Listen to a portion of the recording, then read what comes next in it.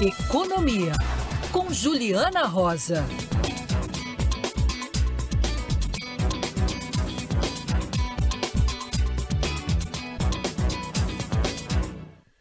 Economia com ela, Juliana Rosa. Juliana, esse é um daqueles assuntos que a gente sempre quer discutir, porque tem uma esperança, né, de ver esse setor voltar a prosperar.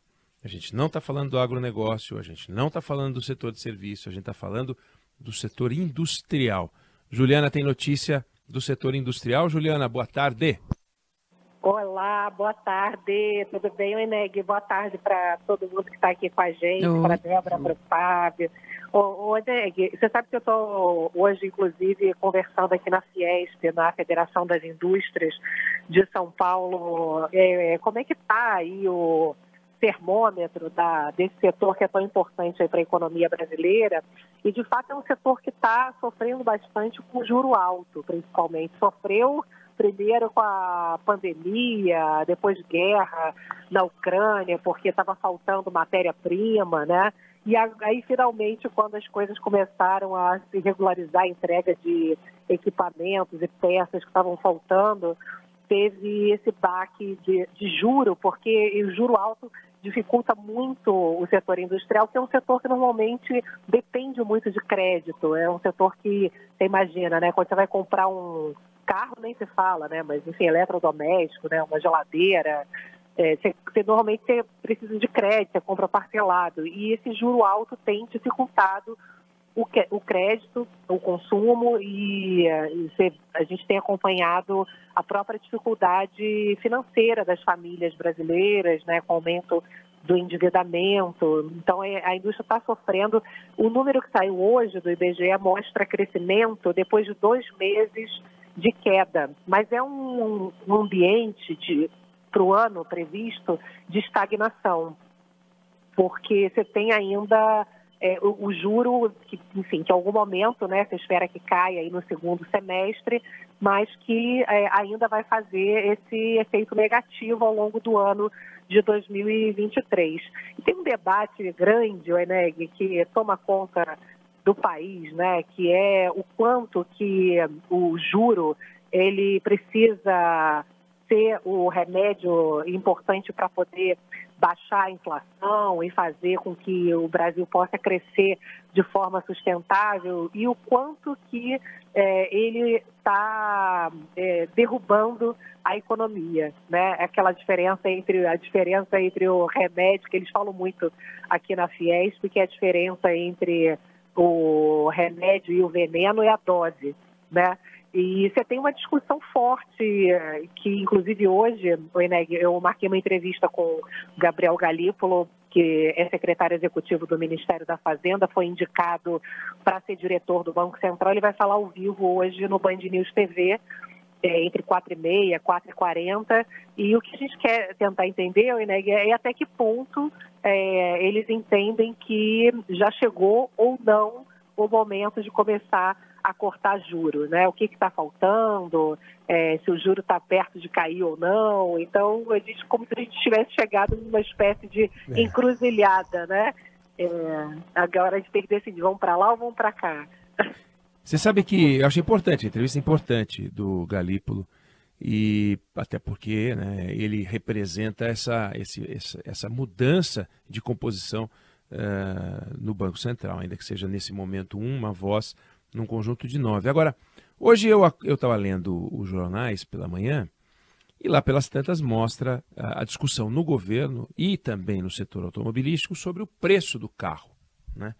E o Lula já deu uma declaração nesse sentido, como é que um carro no Brasil não custa 40, 50 mil, mais barato, 40 mil. E o que os fabricantes, as montadoras dizem é que é absolutamente impossível fazer um carro custar isso, a não ser que você reduza impostos. Porque a carga tributária sobre o automóvel é muito elevada. E o carro mais barato hoje não é mais aquele carro que a gente imaginou. A gente fala carro popular, não existe mais no Brasil o carro popular, e o governo está falando... Quando eu fiz 18 anos, eu consegui comprar um carro, na época era 7 mil. Mas é igual como eu sou velha. Agora não, é 70 mil. Você não é velha, não. A inflação é que é alta. E a inflação é que é alta e os custos altos. E a carga tributária é muito alta. E aumentou a carga tributária de quando você nasceu para cá. E a carga tributária e os juros são coisas diferentes. Vamos combinar. É verdade. Que se você está falando de um aspecto da economia, mas tem um outro aspecto da economia que é, não dá para fazer carro com essa carga tributária, você pode baixar os juros. Aí as pessoas vão ter que pagar 2 carros para poder comprar um carro, em vez de pagar 3 carros que elas pagam hoje, mas 2 carros muito caros. O preço dos produtos, o custo de produção no Brasil é guiado pela política monetária, sim, mas também pela carga tributária assombrosa, Juliana. Acho que seria interessante, na conversa com o Galípolo, fala disso. É uma discussão que está hoje nos jornais sobre a política industrial e também sobre automóveis. O presidente da Fiesp teve reunião no governo e reclamou, aliás, foram pessoas do governo que foram à Fiesp, e ele reclamou da forma como a China está ocupando o mercado argentino. E aí, Juliana? A pauta principal é imposto mesmo aqui na Fiesp, Enéas, você tem razão. Eu até peguei um dado que eles me passaram aqui, que a indústria de transformação representa 12% mais ou menos do PIB e de arrecadação paga 30% de arrecadação. Olha que absurdo isso que você está falando. Olha que absurdo, que desproporção. Então eles estão aí, na verdade... Eu até falei que normalmente eles aqui na indústria são muito criticados porque tem uma pecha de pedir proteção, né? De ser protecionista, de pedir subsídio. Eles falaram, não, a gente não está pedindo protecionismo, a gente não está pedindo subsídio, a gente só quer uma cobrança de impostos que seja justa, porque não dá para a gente pagar 30% de carga tributária e outros segmentos pagarem menos. A gente só quer justiça de taxa igual para todos os setores da economia. Então, é uma discussão importante, realmente, que é muito caro, né? Quando a gente vai olhar até com a diferença cambial, um produto, quanto é que custa aqui no Brasil, quanto é que custa nos Estados Unidos, você cai para trás, né? Uma loucura. E uma última coisa para te liberar, Juliana, você deve estar enrolada e tem outras coisas para fazer.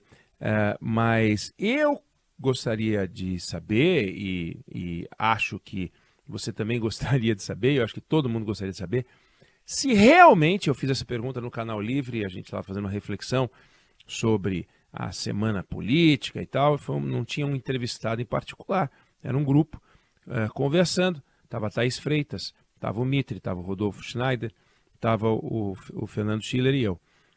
Será que o governo realmente quer fazer uma reforma tributária? A gente sabe que é um movimento importante, o Congresso Nacional quer fazer a reforma tributária, a gente sabe da importância da reforma tributária, mas eu fico pensando se o governo vai querer realmente mexer nesse vespeiro, porque você acabou de dar um exemplo.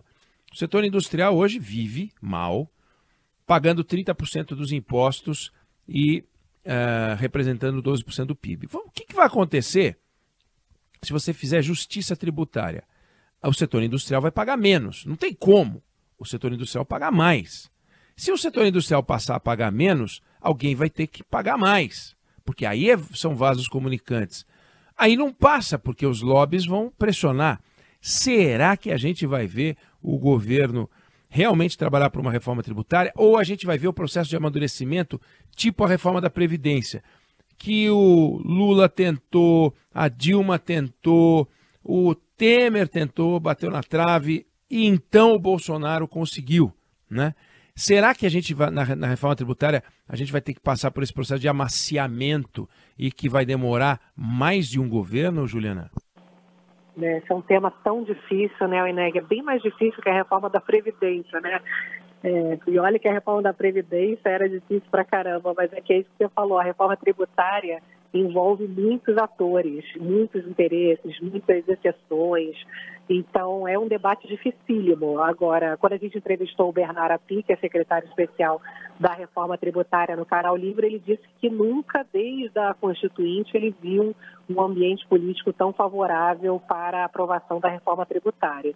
O pessoal aqui na Fiesp diz que essa é a pauta principal, é a oportunidade que o Brasil não pode perder para reduzir desigualdades. E é verdade, né, Enéas? Está todo mundo tentando, trabalhando, obviamente, se defendendo.